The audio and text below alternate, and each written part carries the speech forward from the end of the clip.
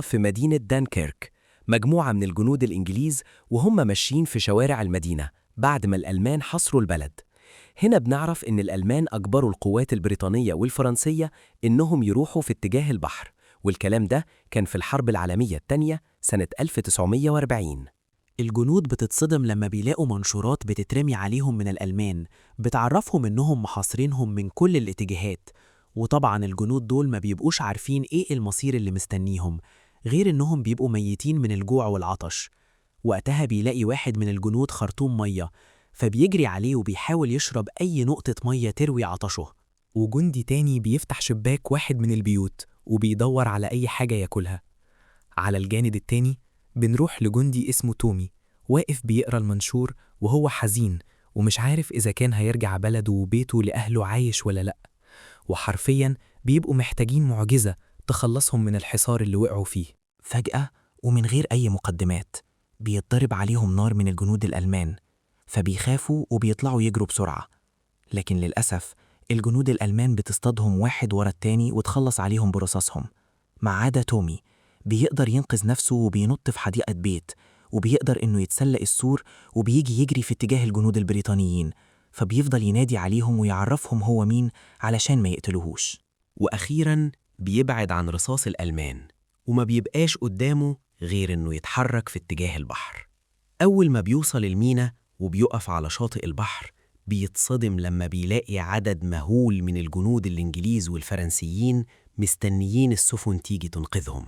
في الوقت ده بيلاقي جندي اسمه جيبسون بيدفن زميله وبيبدأ يتحرك في اتجاهه وبيحاول يساعده، ولما بيلاقي معاه إزازة مية بيبصلها وما بيقدرش يشيل عينه من عليها، فبيديله الجندي جيبسون الإزازة يشرب، وبيفرح تومي جدا بتصرفه، ومن غير ما يقوله أي كلمة بيسيبه وبيمشي. فبيتحرك في اتجاه البحر مرة تانية، لكن بيلاقي آلاف الجنود واقفين في طوابير مستنيين دورهم علشان يركبوا المراكب والسفن اللي بتوصل لإنقاذهم. فبيروح يقف في آخر طابور. وقتها بيتكلم معاه الجندي اللي قبله وبيعرفوا إنهم من فصيلة رماة القنابل، يعني ما ينفعش يقف معاهم، وبيضطر تومي يسيبهم ويمشي وبيكمل طريقه. في اللحظة دي بيلاقي مجموعة من الجنود بيجروا بالمصابين وبيطلعوا بيهم على السفينة اللي هتتحرك. فجأة بيسمع صوت طيارات الألمان بتطير حواليهم، فبيبدأوا الجنود يخافوا ويجروا وبيناموا على الأرض علشان يتفادوا الرصاص. بيبدأ الطيران الألماني يضربهم بالقنابل والرصاص بطريقة عشوائية. للأسف بيموت عدد كبير من الجنود، وبيقوم الناجيين بعدها وهم متعصبين وبيسألوا نفسهم فين القوات الجوية الإنجليزية؟ إزاي سايبنا نموت بالشكل ده؟ في الوقت ده بنروح لشخص اسمه ديسون، وده راجل عجوز من الأهالي الإنجليز عنده مركب صغيرة، فبيقرر ياخدها ويتحرك بيها لمدينة دنكرك علشان ينقذ الجنود. وبيجري عليه صاحب ابنه جورج وبيترجاه يسمح له يروح معاهم ويساعدهم في إنقاذ الجنود. في الأول بيبقى ديسون مش موافق، لكن مع إصراره وحماسه بيسمح له يركب معاهم. على الجانب التاني في الجو بتتحرك 3 طيارات من القوات الجوية الإنجليزية في اتجاه مدينة دانكيرك عشان يضربوا أي طيارة ألمانية وينقذوا الجنود من الموت. فبيتكلم قائد السرب مع الطيار فرير وبيسأله معاك كام جالون وقود؟ فبيرد عليه وبيعرفه إن معاه 70 جالون. وبيتكلم بعده باقي الطيارين وبيبدأوا يبلغوا بعدد الجالونات اللي معاهم. فبيأمرهم قائد السرب يبقوا منخفضين لارتفاع معين عشان ما يفقدوش وقود كتير ويقدروا يوصلوا لمدينة دانكيرك ويرجعوا من غير أي خسائر. فبنرجع لتومي وهو ماشي بين الجثث ومش عارف يعمل إيه. هنا بيلاقي جندي مرمي على نقالة ولسه فيه الروح، بيقرر يشيله ويطلع بيه على السفينة، وبكده يبقى أنقذه وأنقذ نفسه. وقتها بيشوفوا جيبسون وبيقرر يساعده، فبيشيلوا هما الاتنين وبيطلعوا يجروا في طريق المرفأ. وبصراحة بيجروا مسافة طويلة جدا وبيعدوا بين الجنود بصعوبة لحد ما بيوصلوا للمرفأ. في اللحظة دي بتبقى السفينة بتستعد للأبحار، فبيدخل تومي وجيبسون بين الجنود زقة بالنقالة، لكن للأسف بتوصل الطيارات الألمانية مرة تانية وبتبدأ تقصفهم، في نفس الوقت بيستعد داسون وابنه جورج وبيجهزوا المركب للإبحار، وفي اللحظة دي في الجو بتبقى القوات الجوية البريطانية في طريقها للمدينة. فبيتكلم الطيار فيرير وبيعرفهم إن الطيران الألماني لو شافهم وهم متفرقين كده هيصطادهم، وبيأمرهم القائد يمشوا في سير واحد ويفتحوا عينيهم كويس. فبنرجع لتومي وجيبسون وهم بيجروا على المرفأ لحد ما بيوصلوا لنصه وبيلاقوه متكسر بسبب القنبلة اللي وقعت عليه. وبيجمعوا شجاعتهم وبيقرر تومي يعدي من على خشبة واحدة وبيشجعوا جيبسون، وفعلا بقوة وبشجاعة بينجحوا إنهم يعدوا وبيفرحوا باقي الجنود وبيشجعوهم. أخيرا بيوصلوا للسفينة وبيدخلوا الجندي المصاب، لكن قائد السفينة بيرفض إنهم يركبوا لأن الحمولة بتبقى زايدة، فبيأمرهم يرجعوا يقفوا وسط الجنود. وفي اللحظة دي في الجو بيتعرض الطيران البريطاني للهجوم من الألمان، فبيتفرقوا بسرعة وبيبدأوا يشتتوا الطيارة الألمانية لحد ما بينجح الطيار فرير إنه يقضي عليها. على الجانب التاني بيرفض جيبسون إنه يسيب المرفأ ويمشي، ومن غير ما حد يشوفه بينزل تحت المرفأ وبيستخبى وراء خشبة. فبيشوفوا تومي وبيقرر يعمل زيه ويستخبى معاه عشان يبقوا من أول الجنود اللي تركب على السفينة اللي بعدها. وفي الوقت ده بيوصل داسون بمركبه لنص البحر، وبيقف جورج يتفرج على الطيران البريطاني وهو بيحلق في الجو، فبيتصدم لما بتعدي من جنبهم سفينة محملة بعدد مهول من الجنود، وكلهم بيبقى باين عليهم الحزن واليأس لأنهم ما قدروش ينتصروا في الحرب. فبينجح الطيار فرير إنه يقضي على طيارة ألمانية ويوقعها في البحر، وبينادي الطيار فرير على قائد السرب عشان يعرفوا إنه قدر يتخلص من الطيارة الألمانية، لكن بيتصدم لما بيلاقيه ما بيردش عليه. فبيتكلم فرير مع زمايله عشان يدوروا على طيارة قائد السرب بسرعة. في الوقت ده بيسمع تومي وجيبسون قائد السفينة وهو بيتكلم مع المساعد بتاعه، وبيعرفوا إنهم بيعملوا المستحيل عشان يرجعوا جنودهم لأرض الوطن. لكن بيتفاجئ جيبسون لما بيعرف إنهم هينقلوا الجنود البريطانيين الأول وبعدها الفرنسيين. في الوقت ده بيلاقي داسون في طريقه جندي قاعد على طيارة واقعة في نص البحر وبتبقى حالته متدهورة جدا، فبينادي على ابنه جورج علشان يساعدوه ويخرجوه من المية، وفعلا بيبدأوا يرموله أحبال لحد ما بيمسك فيها وبيشدوه على المركب وبيقدروا يطلعوه. فبيجيب له جورج بطانية ويبدأ يغطيه ويهديه، لكن الجندي بيبقى في حالة انهيار عصبي ورافض الكلام نهائيا من الخوف. فبيطلب داسون من ابنه يقدم له كوباية شاي تدفيه بسرعة. وقتها في الجو بيتكلم الطيار فيرير مع زمايله وبيعرفوا إنه وقوده بقى 40 جالون.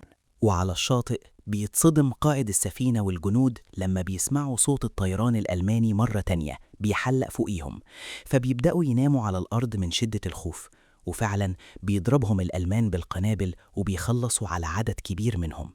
فبيبقى هدف الألمان تدمير المرفأ اللي الجنود واقفة عليه عشان ما يبقاش فيه أمل للرجوع لبلدهم، وللأسف بتضرب السفينة وبتبدأ تغرق، فبيضطروا الجنود اللي عليها يرموا نفسهم في المية وينقذوا نفسهم من الغرق.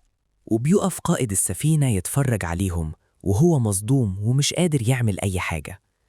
في الوقت ده بيتعصب الجندي على جورج وصاحبه، فبيطلب منهم داسون يسيبه يهدى وبيعرفهم إنه خايف ومش حاسس بالأمان. وبيرجع يطلب من ابنه يقدم له كوباية شاي تانية وياخده يرتاح في المركب من جوه. فبينقذ تومي وجيبسون كام جندي من اللي رموا نفسهم في المية، ولما بينادي القائد عليهم بيغطسوا نفسهم في المية وبيطلعوا مع الجنود على المركب اللي هتتحرك للسفينة اللي موجودة في نص البحر، وفعلا بتاخدهم للسفينة وبيبدأوا يركبوا عليها. فبتساعدهم الممرضة على الدخول، لكن جيبسون بيقف برا السفينة وبيرفض إنه يدخل. أما تومي بينزل مع باقي الجنود للسفينة وبياخد بطانية وبيشرب وبياكل معاهم. فبعد ما بيتأكدوا من دخول كل الجنود بيقفلوا عليهم الباب وبيفضل جيبسون لوحده برا. في الوقت ده بيتصدم الجندي الغارق لما بيعرف إن داسون في اتجاهه لمدينة دانكيرك، فبيبدأ يتعصب وبيأمره يرجع بيه وبيعرفه إنه مش هيروح دانكيرك مرة تانية. وبيحاول داسون يهديه وبيعرفه إنه هينفذ كلامه وهيرجع بيه، فبيطلب من ابنه ياخده وينومه في الأوضة عشان يهدى ويرتاح. وفعلا بينفذ ابنه كلامه، وبعد ما بيقدم له الشاي بيقفل عليه الباب بالطرباس من غير ما يحس. في اللحظة دي بيبص الطيار فرير في الساعة وبيتكلم مع زمايله وبيعرفهم إن باقي معاه 40 جالون من الوقود.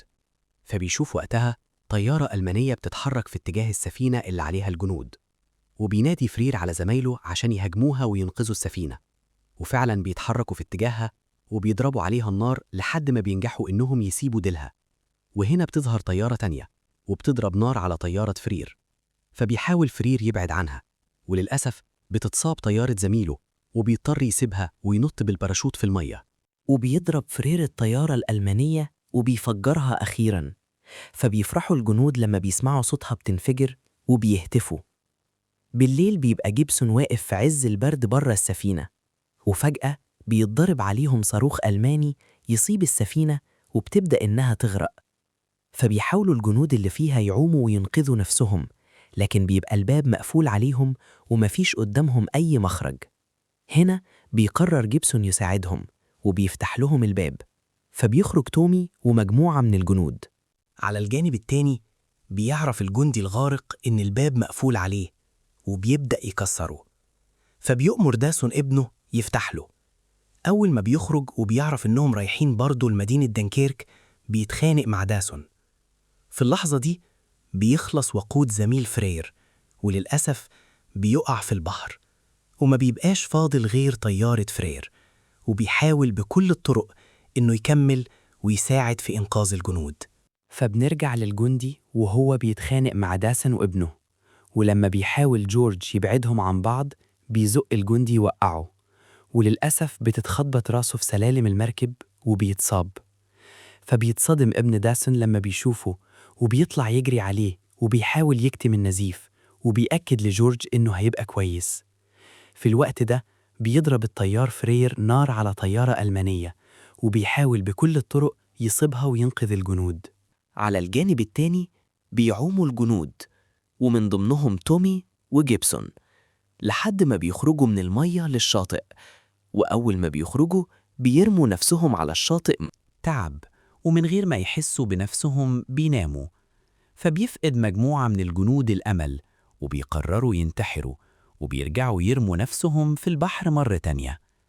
تاني يوم بيصحوا يلاقوا الجنود بتجري في اتجاه معين، فبيطلعوا يجروا وراهم وبيعرفوا منهم إنهم رايحين للقارب اللي شافوه، وبيفهموا إنهم هيركبوا عليه، ولما يجي المد هيبحروا بيه. في الوقت ده بيتكلم جورج مع صاحبه وبيعرفه إنه مبسوط لأنه اتعرف عليه هو وأبوه، وكانوا الحاجة الوحيدة الصح في حياته، وإن أمنية حياته تطلع صورته في الصحف علشان يعرف أبوه ومدرسينه اللي كانوا شايفينه فاشل إنه ما كانش حابب يدرس علشان يساعد الجنود، وكل تفكيره كان في الحرب وإزاي يشترك فيها ولو بأي حاجة. على الجانب التاني بيؤمر القائد المساعد بتاعه يجهز المراكب الصغيرة بعد ما فقد الأمل من وصول سفن الإنقاذ.